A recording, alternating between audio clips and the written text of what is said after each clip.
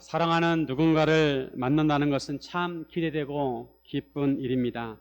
저는 어렸을 때 교회를 다니진 않았지만 크리스마스 때가 되면 불빛이 반짝이는 교회를 지나다닐 때마다 왠지 마음이 좋았습니다. 무언가 기대가 되고 소망이 생기는 것 같았습니다. 나도 언젠가는 교회를 들어가 보지 않을까, 들어가 보고 싶다는 마음이 들었습니다. 교회를 다니는 사람은 교회에 들어가는 것이 쉽습니다. 하지만 교회를 다니지 않는 사람은 교회 문턱을 넘기가 쉽지 않습니다. 그때 누군가 인도해주면 쉽게 교회 문턱을 넘을 수가 있습니다.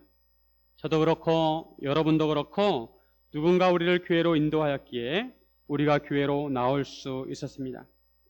그리고 교회에서 복음을 듣고 예수를 만나고 예수님을 사랑하게 되었습니다. 예수님의 사랑을 아는 사람은 예수를 만나는 것이 기쁘고 좋은 것을 압니다. 사실 예수님께서 우리를 만나시기 위해서 우리가 생각지도 못하는 많은 것들을 내려놓으셔야 했습니다. 우리는 하나님의 보좌가 얼마나 높고 영광스러운지 잘 알지 못합니다. 그러나 예수님께서는 그 모든 것을 내려놓으시고 우리를 만나러 오셨습니다. 높고 위대하시고 영광스러운 예수님께서 우리를 찾아오신 것 그 자체가 우리에게 영광스러운 일입니다. 세상 사람들은 성탄절이 되면 즐거워하고 기뻐합니다.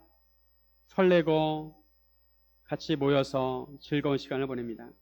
사람들은 왜 성탄절을 기뻐할까요? 이 시간에 우리 성도들은, 세상 사람들은 모르지만 우리 성도들은 왜 성탄절이 기쁜지 그 이유에 대해서 우리는 적어도 알아야 합니다. 그래서 이 시간에 함께 왜 우리가 성탄절에 기뻐해야 하는지 함께 나누기를 원합니다. 첫째로 예수님께서 우리를 위해 성육신 하셨기 때문입니다. 예수님께서 우리를 만나시기 위해 우리를 찾아오셨습니다. 어른들이 어린아이들과 대화를 나눌 때 눈높이를 맞춥니다.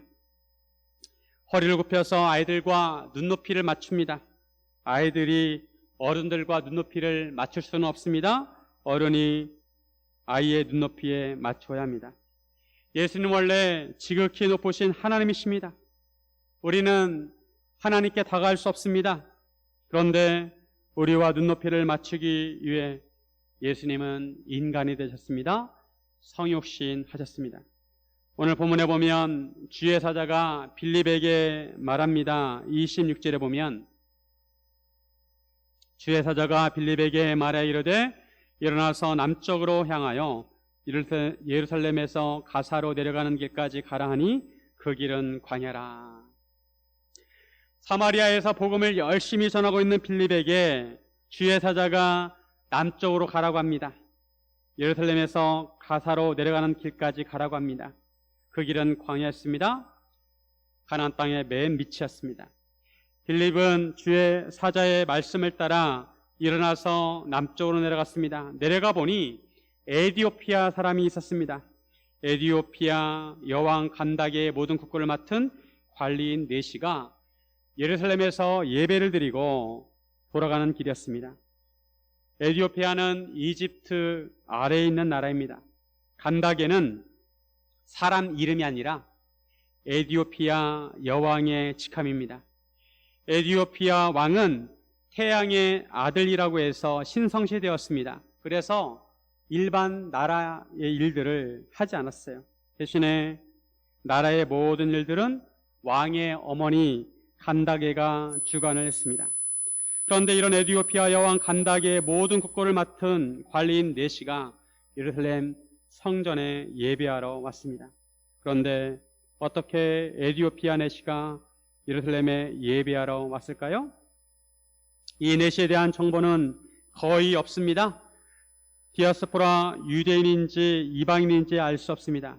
한 가지 알 수 있는 것은 이 에디오피아 네시는 하나님을 사모하는 마음이 있었습니다. 만약 그가 이방인이었다면 유대교를 흠모해서 하나님을 찾았을 것입니다. 그 당시에 유대교는 다른 종교에 비해 경건했습니다. 다른 이방 종교들은 문란한 종교가 많았습니다. 그에 비해 하나님을 섬기는 유대교는 경건과 거룩을 추구하였기 때문에 매력적이었습니다. 유대교를 흠모한 에디오피아 내시가 예루살렘에 예배하러 왔다가 돌아가는 길이었습니다. 내시는 수레를 타고 가면서 선지자 이사야의 글을 읽었습니다. 아마도 소리를 내어서 읽었던 것 같습니다. 그때 성령이 빌립에게 수레로 가까이 나아가라고 합니다. 빌립은 성령님께 순종하여 수레로 다가갔습니다. 빌립이 에디오피아 내시를 아는 것도 아니었습니다. 처음 보는 사람이었습니다. 그럼에도 성령님께서 빌립을 인도하셔서 에디오피아 내시에게 다가가도록 했습니다. 그런데 이 만남은 아주 뜻밖의 만남이었습니다. 결정적인 만남이었습니다. 에디오피아 내시의 인생에 있어서 한 번의 만남이었지만 가장 중요하고 소중한 만남이었습니다. 이 만남을 통해 에디오피아 내시는 복음을 듣게 되었고 예수님을 믿게 되었습니다. 그 영혼이 구원을 받게 되었습니다. 하나님께서는 이 에디오피아 내시를 구원하시기 위해서 빌립 집사를 보내주신 것입니다. 하나님께서 우리를 위해 예수님을 보내주신 것처럼 성령님께서 주의 사자가 에디오피아 내시를 구원하기 위해서 빌립을 보낸 것입니다. 최근에 누군가 여러분을 찾아온 사람이 있었습니까? 누군가 여러분의 집에 초인종을 누른 사람이 있었습니까? 요즘은 코로나로 인해서 모든 것을 비대면으로 하기 때문에 택배기사가 자주 옵니다. 음식 배달 업체에서 라이더들이 많이 옵니다. 택배기사나 음식 배달원은 누군가 주문을 해야 오고 보내야 합니다. 그런데 우리가 누가 구원자인지도 모를 때 하나님께서 아주 오래전에 우리를 위해서 구원자 예수님을 예비하셨다가 우리에게 보내주셨습니다. 예수님은 우리와 눈높이를 맞추기 위해 우리와 똑같이 아기로 태어나셨습니다. 성육신 하셨습니다. 예수님께서 하나님의 보내심을 받고 우리를 찾아오셨습니다. 예수님은 우리의 왕으로 오셨고 구원자로 오셨고 우리 삶의 인도자로 오셨습니다. 우리에게 구원의 선물을 주시기 위해 오셨습니다. 크리스마스가 되면 아이들은 산타를 기다립니다. 빨간 옷을 입고 흰 수염을 달고 선물 보따리를 맨 산타는 아이들에게 선물을 주기 때문에 아이들은 산타를 좋아합니다. 미국에서 산타를 모집해서 운영하는 회사들이 있다고 합니다. 그런데 요즘은 산타들이 모자란다, 부족하다고 합니다. 산타들을 뽑을 때 풍채가 좋은 사람, 그리고 60대 중심으로 몸무게가 약 100kg 넘는 사람들을 위주로 뽑다 보니까 이 사람들이 코로나에 취약계층이라서 모집이 안 되었다고 합니다. 산타도 코로나를 피해갈 수 없습니다. 하지만 우리 예수님은 완전하시고 영원하시고 능력의 왕이십니다. 한 번만 좋은 선물을 주시는 것이 아니라 우리에게 영원한 선물, 영광스러운 선물을 우리에게 주시러 오셨습니다. 마찬가지로 예수님은 이제 우리를 보내십니다. 너희는 가서 모든 민족을 제자로 삼으라. 그들에게 예수님의 말씀을 가르치고 그것을 지키게 하라고 하십니다. 그들을 제자로 삼으라고 하십니다. 세상을 향해 가서 복음을 전하라고 하십니다. 이것이 복음의 원리입니다. 복음을 듣는 사람이 찾아오는 것이 아니라 복음을 전하는 사람이 복음을 들고 가는 것입니다. 복음을 들어야 하는 사람을 찾아가서 복음을 전해야 하는 것입니다. 이제는 우리가 성육신해야 합니다. 예수님께서 성육신하셔서 우리를 찾아오신 것처럼 이제 우리도 복음을 들고 다른 사람에게 가서 눈높이를 맞추고 복음을 전해야 하는 것입니다. 그래야 복음을 전할 수가 있습니다. 물은 위에서 아래로 흐릅니다. 그래서 물길을 잡을 때 땅을 좀 더 깊이 파서 물길을 잡습니다. 마찬가지로 우리도 자세를 좀 더 낮추고 세상 사람들의 눈높이에 맞추어서 복음을 전해야 합니다. 그럴 때 복음의 물길이 흘러갈 것입니다. 사랑하는 성도 여러분, 성육신함으로 복음을 전하시기를 주님의 이름으로 축원드립니다. 축원드립니다. 둘째, 예수님께서 우리를 위해 죽으셨기 때문입니다. 이 세상에서 누가 나를 위해 죽어줄 수 있는 사람이 누가 있을까요? 물론 사랑하는 사람을 위해서 죽어줄 수 있는 사람이 있습니다. 하지만 그런 경우는 흔치 않습니다. 그런데 예수님께서는 우리를 위해 죽으셨습니다. 우리가 아직 죄 안 됐을 때, 우리가 연약할 때 우리를 위해서 죽으셨습니다. 빌립이 달려가서 에디오피아 내시가 선지자 이사야의 글을 읽는 것을 듣고 읽는 것을 깨닫느냐 묻습니다. 지금 당신이 이사야 말씀을 읽고 있는데 당신은 그 말씀을 이해하고 있습니까? 물어보았습니다. 당시에는 성경이 아주 귀했습니다. 요즘은 종이가 있는데 그 당시에는 종이가 없었습니다. 그래서 성경을 파피루스나 양피지에 베껴 썼습니다. 그럼에도 에디오피아 내시는 그렇게 귀한 성경을 어떻게 구했는지 두루마리 성경을 펼쳐서 읽고 있었습니다. 그 당시에 구약 성경은 두 가지 언어로 기록이 되었었습니다. 하나는 히브리어 언어, 또 하나는 헬라어. 원래 구약 성경은 히브리어로 기록이 되었습니다. 그런데 그 당시에 헬라어가 온 세계의 공용어였습니다. 요즘은 영어를 많이 쓰지만 그 당시에는 헬라어가 세계의 공용어여서 헬라어로 기록한 성경이 72년이라고 있었습니다. 에디오피아 내시가 히브리어 성경을 읽었는지 헬라어 성경을 읽었는지는 알 수 없습니다. 만약에 그가 디아스포라 유대인이었다면 히브리어 성경을 읽었을 것이고 이방인이었다면 헬라어 성경을 읽었을 것입니다. 에디오피아 내시가 이사 성경을 읽고 있었는데 그때 빌립이 그것을 듣고 그것을 이해하느냐고 물었습니다. 그러자 에디오피아 내시가 하는 말이 지도해주는 사람이 없으니 어찌 깨달을 수 있습니까? 즉 아무리 그 성경을 읽어도 본인은 그 내용을 알 수 없다는 것입니다. 그 뜻을 알 수 없다는 것입니다. 책을 우리가 읽는다고 그 내용을 다 이해하는 것은 아닙니다. 그래서 선생님이 필요합니다. 성경도 마찬가지입니다. 성경을 읽다 보면 이해하기 어려운 부분들이 있습니다. 그래서 성경 말씀을 가르쳐줄 선생님이 필요합니다. 에디오피아 내시는 선생님이 없어서 깨달을 수 없다고 하였습니다. 그러면서 빌립을 수레에 올라와 같이 앉으라고 합니다. 에디오피아 내시는 빌립에게 자기가 읽고 있는 성경 구절에 대해서 물었습니다. 32절과 33절에 보면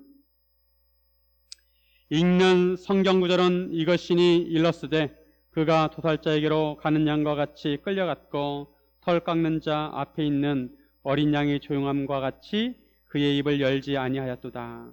그가 굴욕을 당했을 때 공정한 재판도 받지 못하였으니 누가 그의 세대를 말하리요 그의 생명이 땅에서 빼앗김이로다 하였거늘. 이 말씀은 이사야 53장 7절과 8절 말씀입니다. 이사야서에서는 여호와의 종, 즉 메시아이신 예수님에 대한 예언의 말씀이 많이 기록되어 있습니다. 이사야 53장은 예수님께서 고난받으시는 내용을 예언하고 있습니다. 그가 도살자에게로 가는 양과 같이 끌려갔고 털 깎는 자 앞에 있는 어린 양이 조용함과 같이 입을 열지 아니하였다는 것입니다. 그가 굴욕을 당하였을 때 공정한 재판을 받지 못했다는 것입니다. 그의 생명을 땅에서 빼앗겼습니다. 에디오피아 내시는 이 성경 말씀을 읽었지만 이해를 하지 못했습니다. 문제는 이 성경 구절에 나와 있는 그가 누구냐는 것입니다. 이 성경 말씀을 기록한 이사야 자신인지 아니면 다른 사람을 가리키는 것인지 알 수 없다는 것입니다. 여기서 그는 누구일까요? 바로 예수님을 가리킵니다. 빌립은 에디오피아 내시에게 궁금해하는 성경 구절로 시작해서 예수님을 가르치고 복음을 전했습니다. 이사야의 말씀은 바로 예수님에 대한 예언의 말씀이었습니다. 예수님은 하나님의 어린 양이셨습니다. 다른 짐승들은 도살자가 죽이려고 하면 도망을 가든지 저항을 합니다. 소나 돼지도 자기를 죽이려고 하면 괴성을 지르거나 발버둥을 칩니다. 제가 어렸을 때 소가 끌려가는 것을 봤는데 소가 안 끌려가려고 발버둥 치면서 버티면서 큰 눈을 뒤집어 까면서 저항하는 것을 본 적이 있습니다. 그런데 희한한 것은 양은 저항하지 않습니다. 양은 자기를 죽이려고 하는데도 그것을 알면서도 저항하지 않습니다. 가만히 있습니다. 예수님께서도 재판받으시고 죽으실 때 저항하지 않으셨습니다. 양처럼 침묵하셨습니다. 예수님은 억지스러운 재판, 공정하지 않은 재판을 통해 십자가형을 언도받고 십자가에 달리셨습니다. 빌립은 이사야 말씀이 바로 예수님에 대한 예언의 말씀이라는 것을 해석해주고 예수님에 대한 복음을 전해줍니다. 에디오피아 내시는 아직 예수님에 대해서 알지 못했습니다. 유대교를 흠모하여서 구약성경을 가지고 있었지만 그 구약성경이 궁극적으로 누구를 가리키는지 이해하지 못했습니다. 구약성경의 주제는 한마디로 말하면 이 땅에 오실 예수님에 대한 말씀이 바로 구약성경입니다. 신약성경은 이 땅에 오신 예수님에 대한 말씀이 신약성경입니다. 에디오피아 내시는 이것을 깨닫지 못했었는데 빌립이 해석을 해주었습니다. 그리고 예수님께서는 예언의 말씀대로 우리의 죄를 위해서 십자가에 죽으시고 우리가 예수님을 통해 죄로부터 자유케 되었다는 복음을 전해 주셨습니다. 누군지 예수를 믿으면 영생을 얻고 구원받는다는 것을 알려주었습니다. 에디오피아 내시는 복음에 대해서, 예수님에 대해서 전혀 몰랐었지만, 이사야 말씀이 무엇을 의미하는지 몰랐지만 빌립을 통해서 복음을 듣게 되었고 예수님을 알게 되었습니다. 예수님께서 어린 양이 되셔서 에디오피아 내시를 위해서 돌아가셨다는 것을 알려주었습니다. 이것이 바로 복음입니다. 예수님께서 우리의 죄를 대신해서 죽으셨다는 것이 복음입니다. 왜 복음이냐 하면 우리가 우리 죄를 위해서 죽으면 그것은 단지 죽음으로 끝납니다. 의미 없는 죽음입니다. 우리가 죄를 위해서 죽으면 그것은 당연한 것입니다. 받을 벌을 받는 것입니다. 그런데 우리를 대신해서 예수님께서 죽으심으로 우리는 생명을 얻게 되었습니다.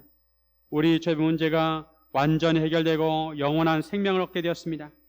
우리의 옷이 죄로 인해서 더럽고 얼룩져 있었는데 예수님의 보혈로 우리의 옷이 깨끗하고 하얗게 되었습니다.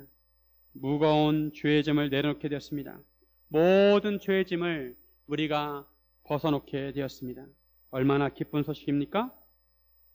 요즘은 이단들이 성경의 좋은 용어들을 다 가져가서 순수한 의미를 흐리게 하고 있습니다. 이단 중에 기쁜 소식 선교회라는 이단이 있습니다. 박옥수가 이끄는 구원파 중에 하나입니다. 요즘은 당근마켓이라는 어플이 있는데 이 당근마켓을 통해서 국내 사람들이 중고 물품을 서로 교환을 합니다. 그런데 이 당근마켓에 무료로 누가 뮤지컬 티켓을 올려놨어요. 그래서 그 무료 티켓을 받아가지고 뮤지컬을 가서 봤는데 알고 보니까 기쁜 소식 선교회에서 주관하는 뮤지컬이었다고 합니다. 이 세상에서 진리의 길을 가기 위해서는 정신을 바짝 차려야 합니다. 영이 깨어있어야 합니다. 곳곳에 함정과 덫이 있습니다. 예수님은 우리를 찾아오셨을 뿐만 아니라 우리를 위해 죽으셨습니다. 우리를 위해 죽으시려고 우리를 찾아오셨습니다. 우리는 예수님 때문에 영원한 생명을 얻게 되었습니다. 이 기쁜 소식을 우리는 다른 사람에게 알려주어야 합니다. 빌립은 이사야 말씀을 해석해 주면서 복음을 전해 주었습니다. 사도들이 솔로몬 행각에서 복음을 전할 때도 이런 방식으로 복음을 전했습니다. 사도들은 구약의 말씀을 해석해 주고 그 말씀이 바로 예수님에 대한 말씀이라고 가르쳐 주면서 복음을 전했습니다. 예수님께서도 이런 방식으로 복음을 전파하셨습니다. 예수님께서 이 땅에 교회를 세우실 때 먼저 성령님을 보내주시고 성경 말씀을 주셨고 말씀을 가르칠 목사와 교사를 세우셨습니다. 직분자들을 세우셨습니다. 복음을 전하려면 성경을 전해주어야 하고 그 성경을 해석해줄 목사와 교사가 필요합니다. 부활하신 예수님께서도 엠마오로 가는 제자들에게 구약의 말씀을 설명해 주면서 예수님 자신에 대한 말씀을 설명해 주셨습니다. 그때 그들의 마음이 뜨거워졌다고 고백을 했습니다. 우리도 복음을 전하려면 성경을 전해 주어야 하고 성경을 가르쳐 주어야 합니다. 우리가 다른 사람을 구원하려면 예수님의 십자가 복음을 전해 주어야 합니다. 이런 의미에서 우리는 성경을 잘 알아야 합니다. 교역자만 성경을 잘 아는 것이 아니라 구역장도 성경을 잘 알아야 하고 전도자도 성경을 잘 알아야 하고 학생들을 가르치는 교사도 성경을 잘 알아야 합니다. 중세시대의 성경은 라틴어로 된 불가타 성경이었습니다. 성당에서 모든 예식은 라틴어로 진행을 했습니다. 로마에 있는 성당만 그런 것이 아니라 파리에 있는 성당도, 영국에 있는 성당도 다 라틴어로 진행을 했습니다. 그런데 문제는 라틴어는 주로 로마에서 사용을 했고 다른 나라에서는 라틴어를 모른다는 것입니다. 사람들이 성당에 와서 예배를 드릴 때 라틴어로 진행을 하기 때문에 라틴어를 못 알아듣습니다. 그냥 소리만 듣는 거예요. 심지어는 신부 중에서도 라틴어를 제대로 알지 못하는 사람이 있었다고 합니다. 복음을 전하려면 성경을 잘 알아야 하고 그 뜻과 의미를 알려주어야 합니다. 그래서 성경을 번역하는 것이 참 중요한 사역입니다. 그런데 중세시대에는 라틴어 성경을 다른 언어로 번역하지 못하겠습니다. 라틴어 성경을 신성시했습니다. 만약 다른 언어로 번역을 하면 그것은 신성모독이라고 처벌을 받았습니다. 처형을 당했습니다. 그런데 위클리프와 윌리엄 틴데이라는 사람이 목숨을 걸고 성경을 영어로 번역을 했습니다. 중세시대의 성경은 성직자들의 전유물이었는데 영어로 번역하자 일반 성도들도 성경을 읽을 수 있게 되었습니다. 루터는 독일어로 성경을 번역했습니다. 그래서 사람들이 성경을 읽고 이해하도록 했습니다. 그 당시에 인쇄술이 많이 발달해서 성경이 널리 보급이 되었습니다. 문제는 영어로 번역된 성경 중에 KJV판이 있습니다. 영어 성경 번역본도 많이 있는데 NIV, KJV, NRSV 이런 버전들이 있습니다. 그런데 어떤 이단은 영어 성경 중에 KJVE 번역만 정통이라고 주장하는 이단이 있습니다. 우리나라에도 그런 이단이 있는데 말씀 보존학회라는 이단입니다. 그들은 다른 성경 번역은 인정하지 않고 KJV만 인정합니다. 아무리 성경이 좋아도 그 성경을 읽고 이해할 수 있어야 합니다. 우리나라도 성경이 여러 번역본이 있습니다. 우리가 얼마 전까지만 해도 개역 한글판을 사용하고 했었는데 지금은 개역 개정판을 사용하고 있습니다. 또 표준 새번역도 있고 공동번역도 있습니다. 그런데 시대가 변하면서 언어의 의미가 달라지고 사용하는 용어도 달라집니다. 요즘 사용하는 개역 개정판도 100년이 지나면 다음 세대가 읽으면 쉽지 않을 것입니다. 중요한 것은 성경을 읽고 그 내용을 이해해야 한다는 것입니다. 물론 성령님의 도우심이 필요합니다. 이처럼 성경을 계속 번역하는 이유는 예수님의 복음을 좀 더 쉽게 전하기 위해서입니다. 복음을 듣는 사람들이 좀 더 쉽게 알도록 하기 위해서입니다. 예수님께서 우리를 구원하시기 위해 십자가에 돌아가셨습니다. 너무도 값진 죽음입니다. 이러한 복음을 알리지 않고 듣지 못하게 하는 것은 손해입니다. 성탄이 왜 기쁩니까? 예수님께서 우리를 위해 죽으셨기 때문입니다. 다른 죽음은 아무 소용이 없습니다. 우리의 사명은 값진 예수님의 십자가의 복음을 널리 전하는 것입니다. 아직도 세상 사람들은 예수님의 죽음의 의미를 잘 알지 못합니다. 우리가 성경을 전해주고 성경 말씀을 가르쳐 주어야 합니다. 이것이 예수님의 십자가의 죽음을 의미 있게 하는 것입니다. 사랑하는 성도 여러분, 예수님의 십자가를 널리 전하시기를 주님의 이름으로 축원드립니다. 첫째로 예수님께서 우리를 살리셨기 때문입니다. 성탄절이 기쁜 이유는 예수님께서 우리를 구하시고 살리셨기 때문입니다. 요즘 학생들의 로망은 의사가 되는 것입니다. 많은 학생들이 의사가 되고 싶어 합니다. 일반 직장에 가면 40대나 50대에 은퇴를 합니다. 그런데 의사나 약사가 되면 평생 자기 일을 할 수 있습니다. 그래서 대학도 전국에 있는 의대와 약대가 다 찬 후에 그 다음에 다른 대학을 지원합니다. 의사는 사람들의 병을 고쳐줍니다. 그런데 의사는 사람이 적어도 생명이 붙어 있어야 고칠 수가 있습니다. 사람이 죽으면 의사가 아무 소용이 없습니다. 그런데 예수님은 죽은 사람도 살리십니다. 예수님은 우리가 죽어도 우리를 살리십니다. 예수님은 우리를 살리시기 위해서 오셨습니다. 에디오피아 내시는 빌립으로부터 복음을 듣고 예수를 믿게 되었습니다. 그들은 길을 가다가 물 있는 곳에 도착했습니다. 에디오피아 내시가 하는 말이 보라 물이 있으니 내가 세례를 받음에 무슨 거리낌이 있느냐. 내시가 물을 발견하고 세례를 받겠다는 것입니다. 빌립과 내시는 수레를 멈추고 둘이 물에 내려가 빌립의 에디오피아 내시에게 세례를 베풀었습니다. 세례는 예수님에 대한 믿음을 고백하고 그에 대한 증표로 받는 것입니다. 그 당시에는 침례를 받아 침례. 사람이 물속에 완전히 들어갔다가 나오는 것을 그런 의식을 했습니다. 이 세례에는 많은 의미가 있습니다. 예수님과 연합한다는 의미입니다. 내가 예수님과 하나다. 그리고 물속에 완전히 들어가는 것은 내가 죽었다는 것입니다. 내가 예수님과 함께 십자가에 못 박혀 죽었다는 것이고, 또 물속에서 나오는 것은 다시 살아난다는 것입니다. 예수님과 함께 살아난다는 것을 의미하는 것입니다. 우리는 예수님과 함께 죽고 예수님과 함께 살아나는 것입니다. 내시는 세례를 통해 예수님에 대한 믿음을 고백한 것이고 예수님과 함께 죽고 산 것입니다. 예수님을 믿음으로 구원을 받고 영생을 얻었습니다. 빌립과 내시는 물에서 올라와서 빌립은 주의 영에 이끌려갔습니다. 그리고 내시는 기쁘게 길을 갔습니다.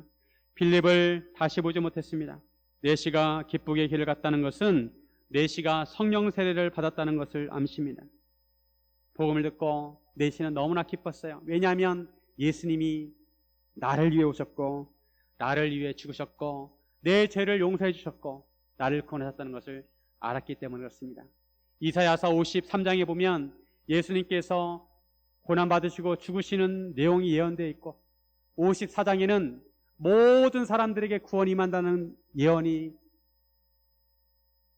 예언되어 있고 55장에서는 장애인과 고자도 내시도 구원이 임한다는 내용이 예언되어 있습니다. 에티오피아 내시는 신체적으로 결함이 있기 때문에 성전에 가도 성전에 들어갈 수가 없었어요. 하지만 예수님을 통해서 그들에게도 구원이 임한다는 소식을 듣고 너무나 기뻤습니다. 성령님께서 그 안에 성령이 충만하게 하셨습니다. 기쁨이 충만하게 하셨습니다. 우리가 예수님을 믿게 되면 우리도 성령님께서 우리 내면 안에 계셔서 우리에게 기쁨이 충만하게 하십니다. 빌립도 아소도에 나타나 여러 성을 지나다니며 복음을 전하고 가이사랴에 이르렀습니다. 아도소는 블레셋 지방에 있는 성인데 지중해 변에 있었습니다. 빌립은 성령의 이끌림을 받아 여러 성을 다니면서 복음을 전했습니다. 그리고 가이사랴에 정착했습니다. 사도행전 21장에 보면 사도 바울이 3차 선교여행을 마치고 예루살렘으로 돌아가는 길에 가이사랴를 들려서 빌립의 집에 방문하게 됩니다. 근데 빌립의 집에 방문하게 되었는데 그 집에 가보니까 빌립의 딸이 4명이 있었고 다 처녀였고 예언을 하는 자였습니다. 지금으로부터 약 20년 후가 지났을 때였습니다. 빌립은 20년이 지나도 복음을 열심히 전하였고 자녀들도 복음을 전하는 자가 되었습니다. 예수님은 우리에게 구원의 길을 만들어 주셨습니다. 영생을 얻을 수 있는 길을 열어주었습니다. 빌립은 복음이 생명의 길임을 알았기에 평생 복음을 전하는 삶을 살았습니다. 요즘 코로나가 확산되고 있습니다. 그럼에도 낙심하거나 절망하지 않는 것은 코로나를 언젠가는 극복할 수 있다는 것을 믿기 때문입니다. 지금은 힘들지만 언젠가는 코로나를 극복하고 일상생활을 회복하게 될 것입니다. 백신도 많이 보급이 되고 이제는 먹는 치료제도 개발이 되어서 보급을 한다고 합니다. 새로운 전염병이 생기면 사람들은 새로운 전염병을 두려워합니다. 하지만 언젠가는 그 전염병을 치료하는 약이 개발되고 백신이 개발이 됩니다. 그러면 사람들은 더 이상 그 전염병을 두려워하지 않습니다. 그러나 인간의 의학이 아무리 발달하더라도 인간의 죽음은 극복할 수 없습니다. 인간의 생명은 연장시킬 수 있지만 인간의 죽음은 어떻게 할 도리가 없습니다. 하지만 예수님은 우리를 살리시기 위해 오셨습니다. 복음의 능력은 이 세상의 어떤 약과 비교할 수 없습니다. 사랑하는 성도 여러분, 예수님 안에 영원한 생명이 있음을 믿으시기를 주님의 이름으로 축원드립니다. 성탄절이 기쁜 이유는 영광스러운 예수님께서 우리를 찾아오셨기 때문이고 예수님께서 우리를 위해 죽으셨기 때문이고 예수님께서 우리를 살리셨기 때문입니다. 그러므로 우리는 기뻐해야 합니다. 성탄절에만 기뻐하는 것이 아니라 항상 기뻐해야 합니다. 요즘 코로나로 인해 많은 사람들이 우울해하고 있습니다. 건강한 사람도 제약을 받고 자유롭게 활동하지 못하니까 무기력해지고 우울해질 수 있습니다. 코로나로 인한 우울증을 코로나 블루라고 합니다. 우리나라 성인 중에 40%가 코로나 우울증을 경험했다고 합니다. 특히 여성은 50%에 이른다고 합니다. 심지어는 코로나 블루를 넘어서 코로나 레드, 코로나 블랙이란 말도 생겼습니다. 그만큼 마음이 병들고 힘들다는 것입니다. 그럼에도 우리는 기뻐야 합니다. 잃어버린 기쁨을 회복해야 합니다. 그래서 크리스마스가 중요합니다. 우리를 찾아오신 예수님을 생각하면서 우리는 기쁨을 회복해야 합니다. 기쁜 일이 있어야 기뻐하죠 라고 말할 수 있지만 기쁜 일이 없어도 예수님을 생각하면서 기쁨을 회복해야 합니다. 의지적으로 기뻐야 합니다. 예수님이 나를 위해 오셨다는 것을 그 자체만으로도 기쁜 일입니다. 웃으면 엔돌핀이 나와서 건강에 좋다고 하는데 박장대소가 아니더라도 억지로 웃는 것만 하더라도 엔돌핀이 나온다고 합니다. 거울을 보고 억지로 웃어보면 처음에는 어색하지만 나중에는 정말 웃깁니다. 기뻐하는 것도 의지적으로 기뻐하면 정말 기쁘게 됩니다. 예수님께서 십자가를 지신 것은 우리에게 기쁨을 충만하게 하시기 위해서입니다. 요한복음 16장 22절. 지금은 너희가 근심하나 내가 다시 너희를 보리니 너희 마음이 기쁠 것이요 너희 기쁨을 빼앗을 자가 없으리라. 너희 기쁨을 빼앗을 자가 없으리라. 우리의 기쁨을 빼앗을 자가 없습니다. 우리는 찬바람이 불어도 예수님을 바라보며 기뻐해야 합니다. 히브리서 12장 2절 말씀. 믿음의 주여 또 온전하게 하시는 이인 예수를 바라보자. 그는 그 앞에 있는 기쁨을 위하여 십자가를 참으사 부끄러움을 개치 아니하시더니 하나님 보좌 우편에 앉으셨느니라. 예수님은 산모가 잠깐의 고통을 참고 새로 태어난 아기를 통해서 기뻐하듯이 예수님은 십자가의 고통을 참으시고 십자가를 통해 다시 태어나는 영혼들을 위해서 기뻐하셨습니다. 바로 예수님을 믿게 될 우리를 위해 우리로 인해서 기뻐하신 것입니다. 사랑하는 여러분, 영광 가운데 예수님을 다시 만날 것을 소망하면서 기뻐하시기를 주님의 이름으로 축원드립니다. 함께 기도하겠습니다.